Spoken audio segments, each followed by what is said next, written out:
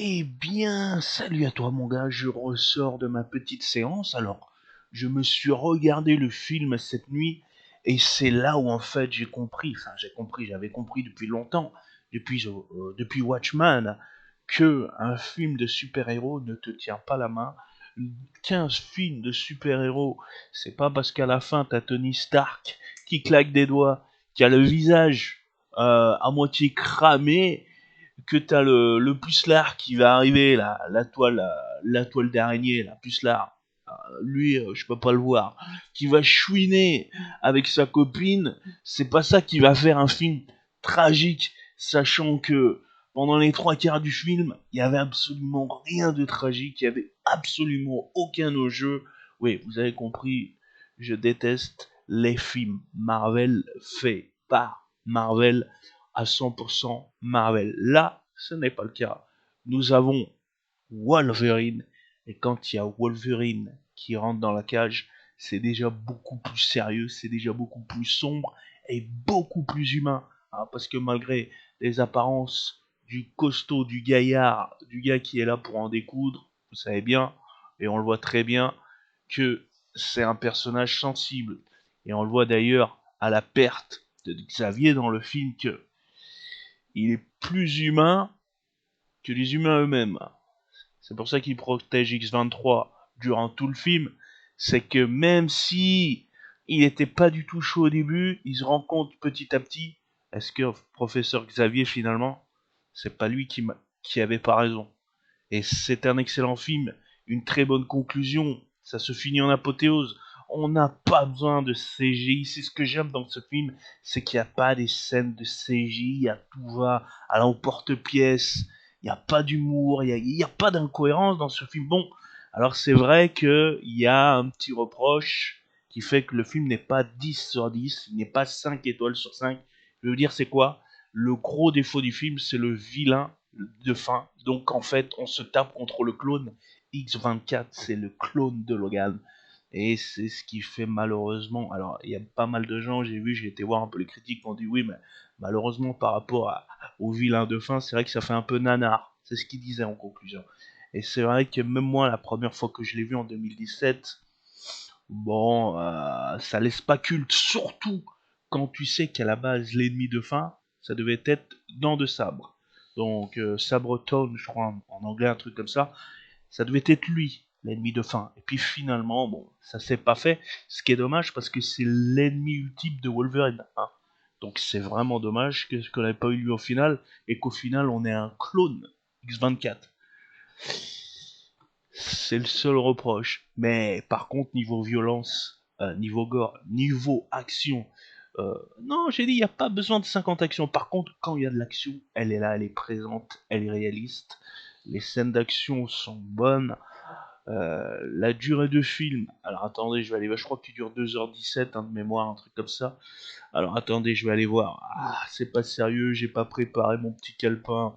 C'est vrai que d'habitude, je voulais noter deux trois références par rapport à la critique de The Batman. J'ai noté plein de petites post-it.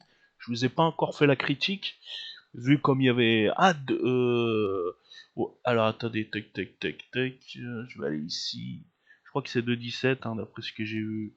Accepter. Alors attendez, tac.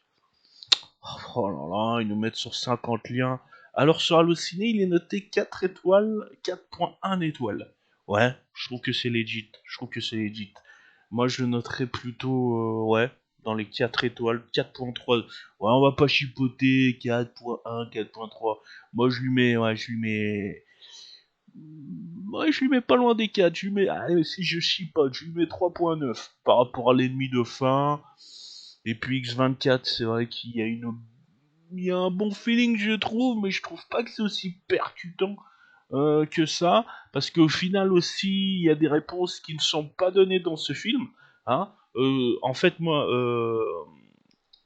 le combat de l'immortel, je pensais que c'était dû à ça qu'en fait, dans un futur proche, donc ici dans Logan, on est en 2029, il me semble. En fait, je pensais que les défauts, le poison qu'il avait en lui, c'était par rapport le combat de l'immortel. Puisqu'à la fin, en fait, il se fait substituer son pouvoir par un gars qui finalement l'a mis un trap, l'a piégé. Moi, je pensais, et puis après, on voit que finalement, c'est plus de l'adamantium qu'il a dans les os, mais des sortes de cornes bizarres qui sortent des griffes. Je pensais que c'était dû à ça que dans la suite, en fait, il avait perdu quasiment, qu'il se régénérait beaucoup plus difficilement, que c'était lent. Mais en fait, non, apparemment, c'est par rapport à son âge avancé et que l'adamantium, enfin, ce qu'il a en lui, en fait, c'est comme un poison qui le ronge de l'intérieur. Et ouais, ça paraît crédible, c'est que de se dire que bah avec l'âge, en fait, il peut pas rester éternellement. Il est obligé de prendre les substituts, là, l'injection qui se fait là, dans le cou là, à la fin du film. Bah en fait, s'il veut vraiment se régénérer, bah avec la vieillesse, il est obligé d'utiliser ça. Donc c'est pas un héros, c'est pas un super héros immortel.